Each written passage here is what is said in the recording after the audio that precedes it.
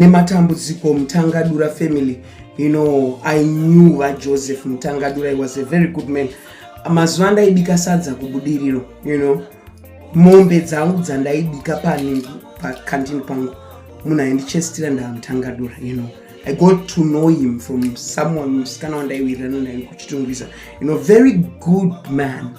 Very good man. Ndinoti nematambudziko, it's a tragedy really zvaitika zvokuti vanofurwa nematsotsi vamva vatosarira ipapo. Chanda kukumbira kumhuri kwaMutangadura, musanyanyotaure nemapepa nawo, chimboitai zvekuchema mufi. Ndaona pavideo, I think it was hama yavo yanga ichitaura kuti ngwani vakadzi vakawanda vana more than 28 hazvitaurwi. Ngatimboconcentrate nekuchema mufi.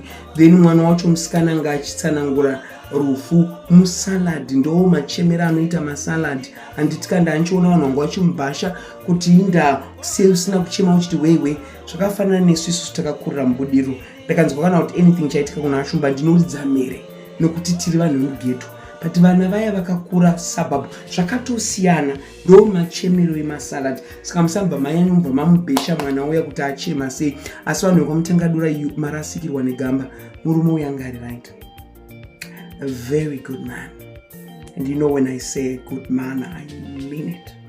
You know, rest in peace, Joseph. Heaven have gained an angel. He was a good man. He was a good man. NEMATAMBUDZIKO chema ine tariro.